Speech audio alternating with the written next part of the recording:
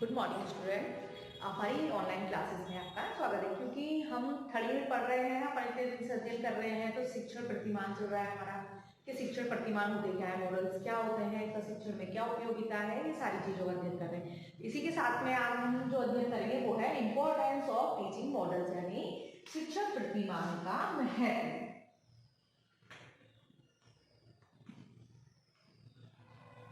प्रतिमान महत्व यानी शिक्षा में शिक्षण प्रतिमान का क्या महत्व है, क्यों आवश्यक है। और इसी के साथ में आज हम एक टॉपिक क्लियर और करेंगे जिसमें है शिक्षण प्रतिमान की क्रियाएं, तो अपन उसका भी अध्ययन करेंगे। और इसी के साथ में शिक्षण प्रतिमान का महत्व है, शिक्षा में शिक्षण प्रतिमान क्या महत्व है, क्या कार्य करते हैं, कि किन काम आता है, तो इसके महत्व को आज हम समझते हैं। शिक्षण प्रतिमान का महत्व क्या है, तो शिक्षण प्रतिमानों के द्वारा मूल्यांकन प्रणाली का विकास किया जा सकता है। यानी इसको लिख सकते हैं, शिक्षण प्रतिमान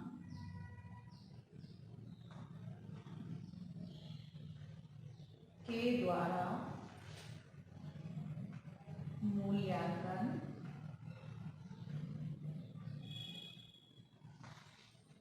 प्रणाली का विकास किया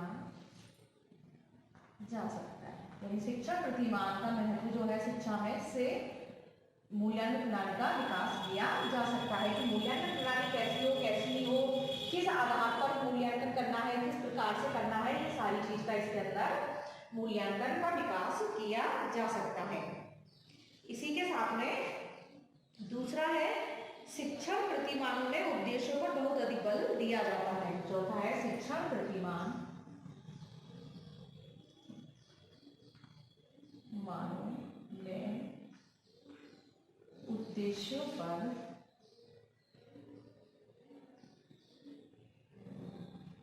महत्व दिया जाता है।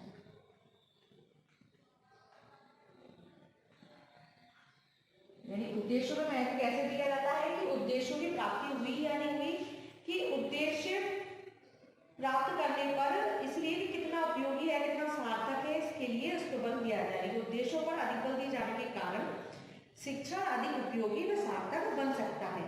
यानी उद्देश्यों में शिक्षण को महत्वपूर्ण बनाया जा सकता है। यानी उद्देश्य प्राप्ति नहीं होगी तो शिक्षण भी बेकार है और प्रतिमान का कोई महत्व नहीं रहता। इस प्रकार से जो शिक्षण प्रतिमान के द्वारा मूल्यांकन का विकास किया जा सकता है, ये अपन अध्ययन कर रहे थे कि शिक्षण प्रतिमान के द्वारा मूल्यांकन प्रणाली का विकास किया जाता है। मतलब मूल्यांकन किस प्रकार का हो, लिखित हो, मौखिक हो, या फिर डायग्राम टाइप में हो, या फिर कोई चार्ट आउट के माध्यम से हो, या किसी प्रकार से हो सकता है।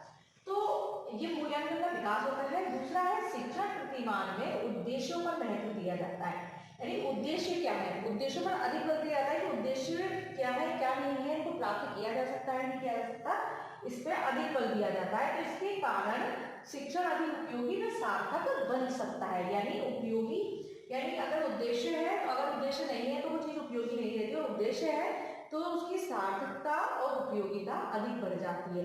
ये हम सभी जानते हैं कि शिक्षण प्रतिमान के माध्यम से, क्योंकि शिक्षण प्रतिमान हो या कोई भी टॉपिक हो, अगर उसकी उपयोगिता नहीं है तो उसको बच्चा या विद्यार्थी हो या कोई भी हो, उसको उसमें अपनी मतलब अपना ज्ञान नहीं लगाएगा, ना उस पर समझने के लिए अपने आप को तैयार करेगा कि नहीं मुझे पढ़ना है, नहीं पढ़ना है, इसको समझ आए। मतलब उपयोगिता होती है जब भी व्यक्ति उस चीज में अपनी रुचि को जागृत करता है, रुचि को दिखाता है। तो तीसरा पॉइंट है जो है, कक्षा शिक्षण की समस्याओं का शिक्षण प्रतिमानों के द्वारा अच्छी प्रकार से समाधान किया जाता है। यानी कक्षा शिक्षण में जो समस्याएं हैं, बालकों को या विद्यार्थियों को, शिक्षार्थियों को समझने में जो वो आती है, मतलब समस्याएं आती है, कोई चीज समझ में नहीं आती है, किसी प्रकार की भी समस्या हो सकती है, उलझन हो सकती है, मगर नहीं आती है, तो शिक्षण प्रतिमान के माध्यम से उनको सुलझाया जा सकता है और समाधान को ढूंढा जा सकता है।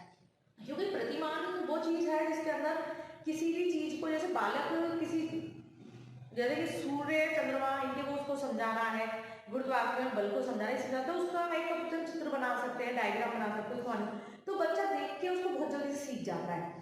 कोई भी हो, शिक्षार्थी हो या हम भी हो, कि मतलब हमको कोई चीज सीखनी है कि ये चीज कैसे होती है, उनको नहीं आती, कोई भी चीज तो अपन उसको पहले अगर कोई उनको बता देगा, सामने दिखा देगा, तो उस चीज को बहुत जल्दी से सीख जाएंगे। क्योंकि क्रियाएं करने से ज़्यादा सीखते हैं। जो अपन कहते हैं ना कि हाथों क्रिया करते हैं, करवाते हैं, तो उससे जल्दी सीखते हैं। चौथा पॉइंट है शिक्षण प्रक्रिया में शोध कार्य की रिसर्च हेतु मिल जाते हैं। मतलब शिक्षण प्रतिमान यानी शोध कार्य यानी प्रतिमान के माध्यम से शिक्षण प्रक्रिया में जो शोध कार्य होते हैं उसके लिए क्षेत्र काफी मिल जाते हैं। और मतलब प्रतिमान जो है उनसे कई क्षेत्र दे रहे हैं, मतलब प्रतिमान के माध्यम से कई क्षेत्र मिल रहे हैं।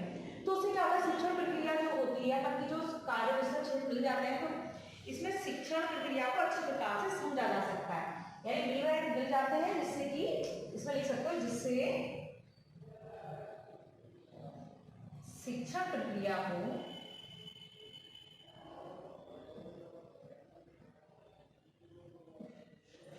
समझा जा सकता है या समझ सकते हैं। तो प्रतिमान का महत्व अपन पढ़ रहे हैं तो महत्व यही है कि अगर इतना सारा महत्व है तो इस चीज को सीखने में, चीज का उपयोग करने में कोई परेशानी नहीं है, क्योंकि मूल्यांकन में पास हो जाता है, उद्देश्य मिल जाता है, समस्या समाधान हो जाता है, शोध कार्य में काम आ जाता है। तो इतनी सारी यूज होने पर तो यही है कि शिक्षण की समस्याओं को समझाया जा सकता है। तो प्रतिमान और विद्यालयों की विशेष उद्देश्यों की प्राप्ति में भी शिक्षण अधिक सहायक होते हैं। यानी विद्यालयों की, इसको अपन साफ करते हैं और उसके बाद और पॉइंट देखते हैं अपन। इसके 4 हो चुके हैं, इनको नोट करते जाना।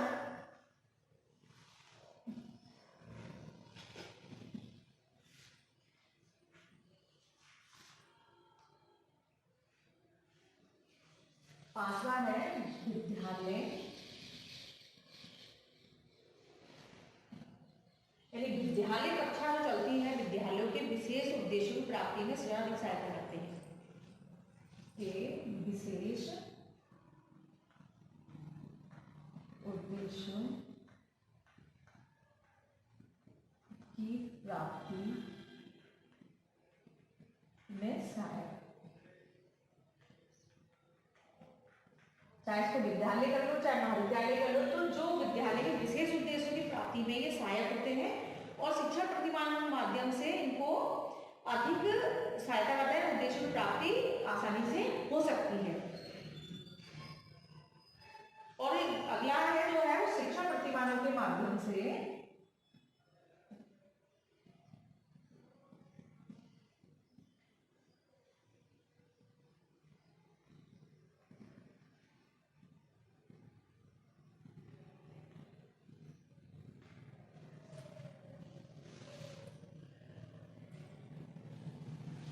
शिक्षण परिस्थिति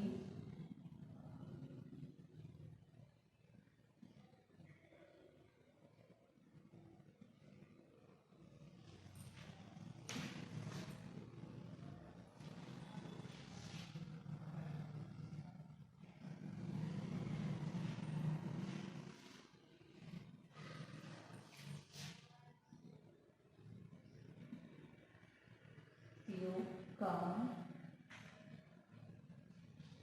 शिक्षक के माध्यम से शिक्षण परिस्थितियों का अच्छी प्रकार से अध्ययन किया जा सकता है, अच्छी प्रकार से अध्ययन किया जा सकता है।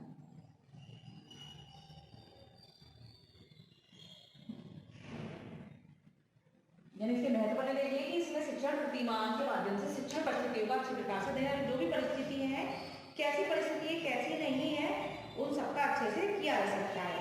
यानी सहायता ये अपन की बहुत करते हैं, शिक्षण के माध्यम से परिस्थितियों को उत्पन्न किया जा सकता है, जो परिस्थिति है उसको अच्छी प्रकार से समझा जा सकता है।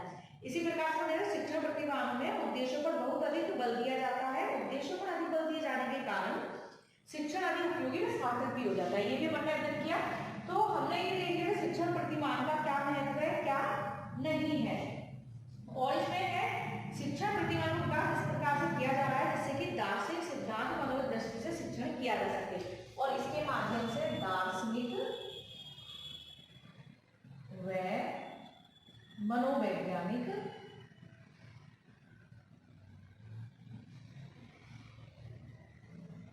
सिद्धांतों से शिक्षण का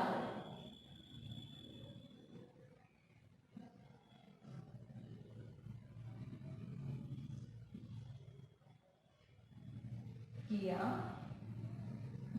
जा सके। मतलब शिक्षण प्रतिमान के माध्यम से, तो उसमें शिक्षण प्रतिमान क्या है, मनोवैज्ञानिक प्रक्रिया है, शिक्षण की प्रक्रिया है। तो दार्शनिक और मनोवैज्ञानिक सिद्धांतों के माध्यम से अध्ययन किया जाता है। तो बालक एक दर्शन के से अपना देख सकता है कि पूर्व में क्या था क्या नहीं था, उसकी गहराई में जा सकता है और उसको मनोवैज्ञानिक तरीके से उन सिद्धांतों के माध्यम से उसको सॉल्व कर सकता है। तो मतलब अपन जो शिक्षण कार्य करते हैं तो कहते हैं मनोवैज्ञानिक दृष्टिकोण बहुत जरूरी है, क्योंकि मनोवैज्ञानिक दृष्टिकोण से अगर अध्ययन किया जाता है या कराया जाता है तो उसमें बालकों की इच्छा को अच्छे से समझा जा सकता है कि वो बालक क्या चाहता है क्या नहीं चाहता है। ये सारी चीजों का आसानी से अध्ययन कार्य किया जा सकता है और मनोवैज्ञानिक दृष्टिकोण से बालक की रुचि को जाना जा सकता है, शिक्षण के व्यवहार को जाना जा सकता है। यानी अपन जो शिक्षण कार्य करते हैं वो मनोवैज्ञानिक दृष्टिकोण से करते हैं और उसको ध्यान में रख के किया जाता है। तो हमने महत्व देख लिए। अब अपन इसके इस टॉपिक में अपन देखेंगे शिक्षण प्रतिमान की क्रियाएं। अपन एक साथ में दो टॉपिक क्लियर कर रहे हैं क्योंकि छोटे छोटे टॉपिक्स हैं इस वजह से। तो अब अपन देखते हैं शिक्षण प्रतिमान के क्रियाएं।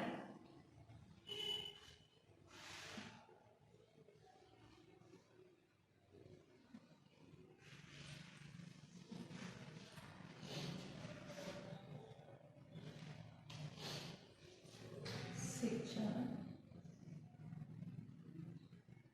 प्रतिमान की क्रियाएं, क्योंकि अपन के ज्यादा टॉपिक क्लियर हो जाए तो ज्यादा अच्छा है कि अपन ने सारे टॉपिक्स क्लियर कर लिए, अपन ने कोई चीज छोड़ी नहीं है इस वजह से। तो शिक्षण प्रतिमान क्रिया है कि मतलब कौन सी है क्रिया, कैसी है, तो इसमें क्या क्या चीज होती है। तो निष्पत्ति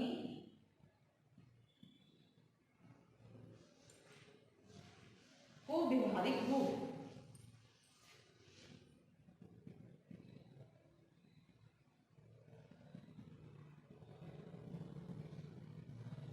तो निष्पत्ति को व्यवहारिक रूप कैसे मिल सकता है, क्या मतलब निष्पत्ति कौन कौन सी चीज में समस्या है या सीखने की निष्पत्तियां, यानी परिस्थितियों को, जो परिस्थिति है उनको व्यवहारिक रूप देना।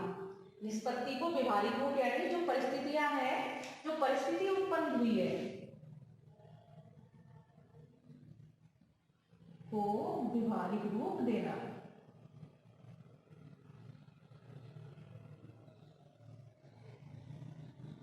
यानी कैसे दे सकते हैं हम क्रियाएं हैं, तो इसमें यह है कि प्रशिक्षण प्रतिमान के माध्यम से जो अपन परिस्थिति उत्पन्न करना चाहते हैं, जो अपन सिखाना चाहते हैं, जो बालक की समस्या है उसको एक जागृत रूप में वो करना चाहते हैं। व्यवहारिक में जैसे कि कोई चीज समझना है कि बच्चा शिक्षक और इसका व्यवहार कैसा है कैसा नहीं है, तो जब शिक्षक का व्यवहार अगर विद्यार्थी के प्रति ज्यादा अच्छा होगा तो बालक उस चीज को बहुत जल्दी सीखता है, और उसी अगर शिक्षक का व्यवहार बहुत ज्यादा सख्त है वो तो बालक डर के मारे उन चीजों को नहीं सीख पाता।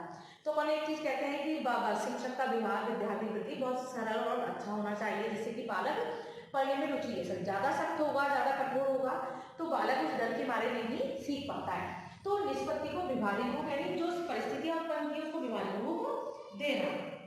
इसी के साथ दूसरा है उद्दीपन का चयन।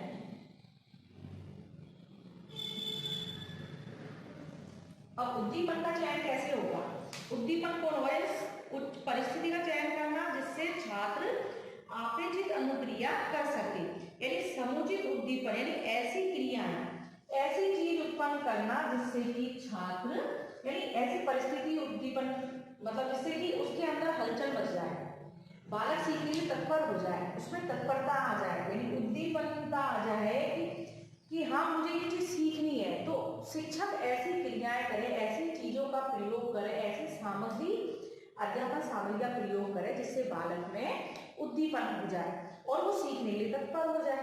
तो इस प्रकार की परिस्थिति उत्पन्न करना, इन सारे सामग्री प्रयोग करना जिससे कि ज्यादा सीख सके और छात्र की अनुक्रिया मतलब चीज के प्रति छात्र अपेक्षित अनुक्रिया कर सके।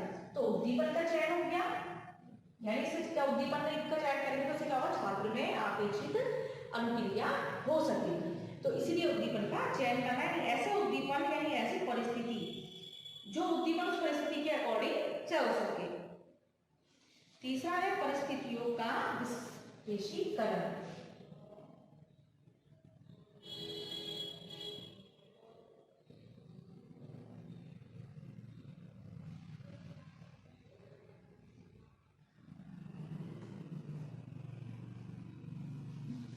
परिस्थितियों का विशेषीकरण, तो परिस्थिति विशेषीकरण कैसे होगा? तो उन परिस्थितियों का विशेषीकरण करना जिसमें छात्रों की अनुक्रिया को देख सके, मतलब ऐसे परिस्थिति उत्पन्न करना जिसमें हमें छात्र की अनुक्रिया दिख जाए। अब छात्र की या शिक्षार्थी की अनुक्रिया कैसे देखेंगे? शिक्षक की अनुक्रिया दिखती है विद्यार्थियों को, लेकिन छात्र की अनुक्रिया कैसे देखेंगे? तो हमने एक चीज पहले टॉपिक क्लियर किया था, सूक्ष्म शिक्षण पढ़ा था अपने, माइक्रो टीचिंग पढ़ी थी, उसके अंदर अपने प्रस्तावना कौशल, ये सारे कौशल थे। तो वो क्यों थे? वो शिक्षार्थी को एक अच्छा अध्यापक गुण उनके अंदर लाने के लिए, शिक्षण कार्य अच्छा कराने के लिए, शिक्षण कार्य में प्रभावशीलता लाने के लिए सूक्ष्म शिक्षण किया है। तो उसमें जो शिक्षार्थी होते हैं उनकी अनुक्रिया के माध्यम से देखी जा सकती है, उनके बोलने का तरीका, खड़े होने का तरीका, पढ़ाने का तरीका, टाइमिंग समय अवधि का ध्यान रखने का तरीका, ये सारी चीज का तरीका उसमें सिखाए जाते हैं। निरीक्षक पर्यवेक्षक होते हैं, तो ये सारी चीज क्यों होती है? तो इसमें यही है, परिस्थिति का विशेषीकरण इस प्रकार से किया जाए जिससे कि छात्र जो अनुक्रिया करते हैं, विद्यार्थी जो अनुक्रिया करते हैं, उनको स्पष्ट रूप से देखा जा सके कि व्यवहार में कितना परिवर्तन है, कितना नहीं है, किस प्रकार का व्यवहार कर रहे हैं, कैसा कर रहे हैं। तो इस प्रकार की परिस्थितियों का विशेषीकरण करना। अगला है मानदंड विभाग का निर्धारण। मानदंड विभाग का निर्धारण,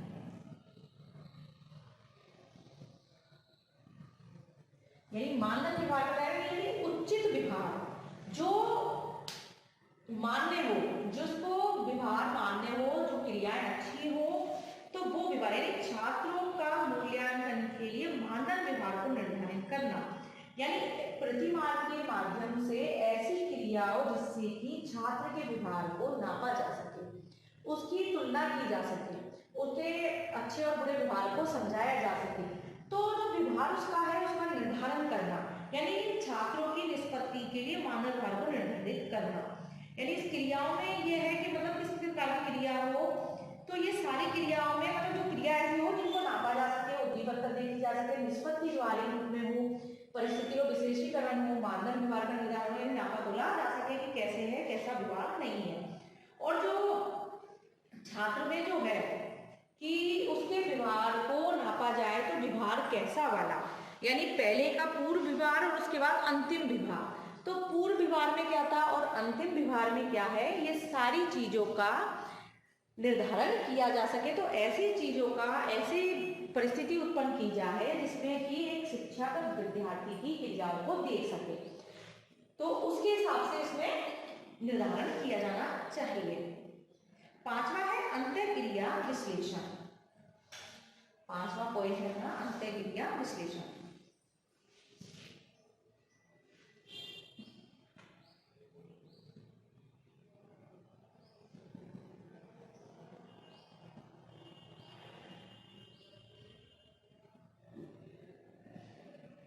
अंतःक्रिया, अंतःक्रिया किसके मध्य होगी? दो के मध्य होगी, सिंगल पर्सन में तो होगी नहीं।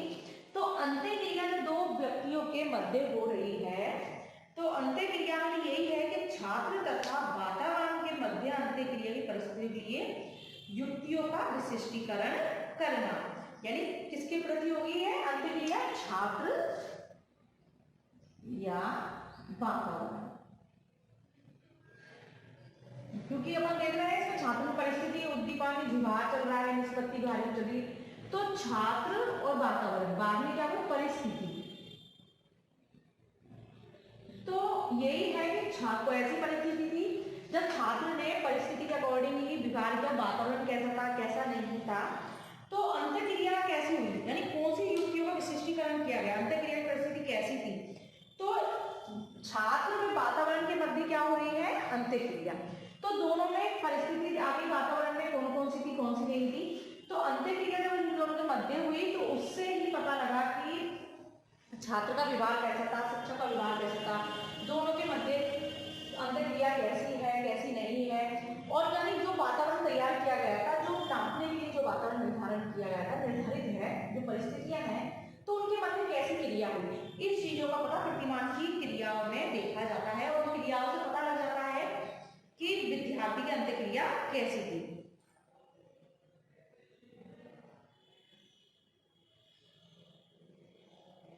अब छठा है व्यवहार संशोधन।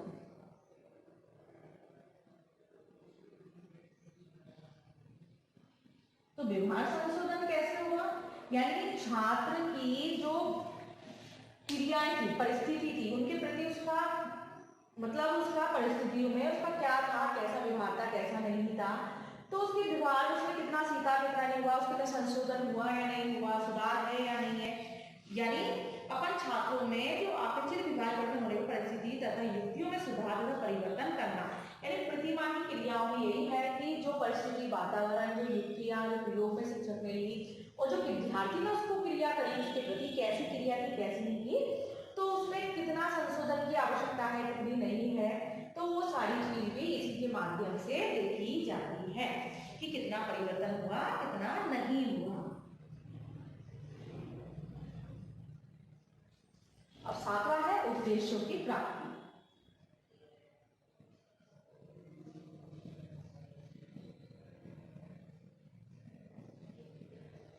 अब उद्देश्यों की प्राप्ति, अब शिक्षण करने वाले में अपन को जब भी कोई भी क्रिया करते हैं तो उद्देश्य तो होता ही है, बिना उद्देश्य के कोई क्रिया नहीं होती है।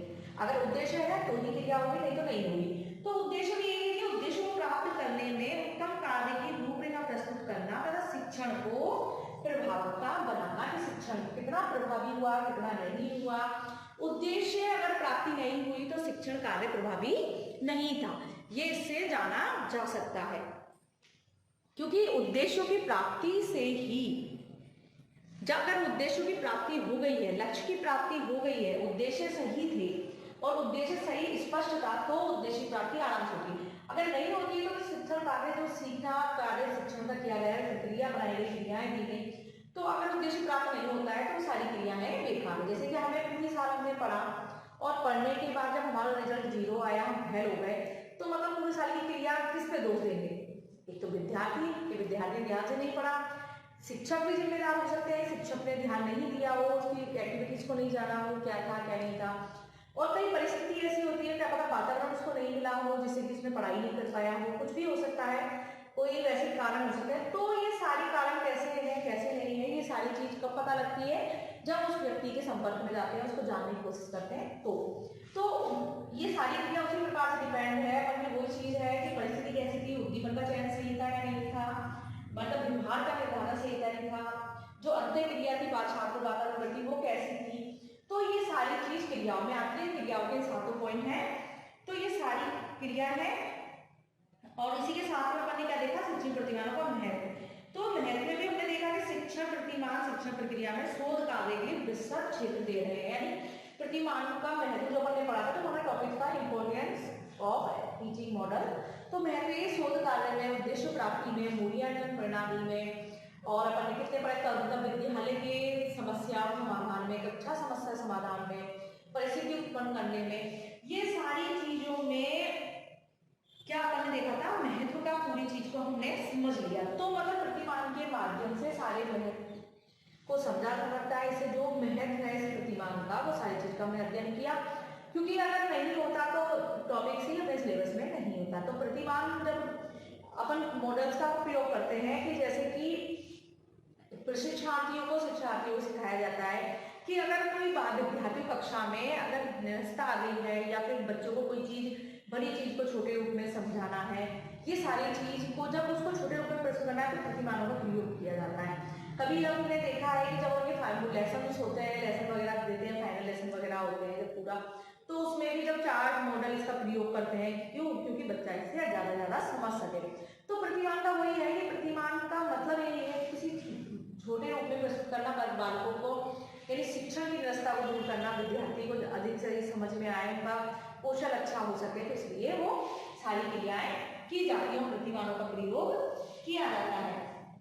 और प्रतिमानों का आधार जो होता है वो व्यक्तिगत भिन्नता पे होता है, यानी व्यक्तिगत भिन्नता को ध्यान में रखकर प्रतिमानों का प्रयोग किया जाता है। इसी प्रकार से और ये चीजें दर्शन और मनोविज्ञान का प्रयोग भी इसमें ही होता है प्रतिमान में, यानी इसमें व्यक्तिगत भिन्नता का महत्व दिया जाता है कि जैसे कि अगर किस टाइप का बच्चा है, कैसा बच्चा है, तो उस हिसाब से ही प्रतिमानों का प्रयोग किया जाता है। और ये दर्शन और मनोविज्ञान दृष्टिकोण पर आधारित होते हैं। इसमें गुणात्मोन्नति के अवसर प्रदान किए जाते हैं, शिक्षण सूत्रों का प्रयोग होता है, और कलात्मक रूप का प्रयोग होता है। और ये हमने ये पढ़ा था, शिक्षण प्रतिमान शिक्षण के व्यवहारिक पक्ष को स्पष्ट करता है। इसकी रूपरेखा वगैरह व्यू रचना पढ़ा था अपन ने, वांछित वो देखा था, योग्यता देखी, सारी चीज इसके अंदर है प्रतिमान के अंदर। तो हमने प्रतिमान को अच्छे से समझ लिया है, सारे टॉपिक्स सब हमने देख लिए प्रतिमान के, और हम इतनी सारी चीजों को समझ चुके हैं। तो इसी के साथ आज अपन ने टीचिंग मॉडल के महत्व देख लिए और अपन ने क्रियाएं देख ली, और इसी के साथ में आज का अपना टॉपिक यहीं खत्म होता है और अगला टॉपिक अपन कल अध्ययन करेंगे।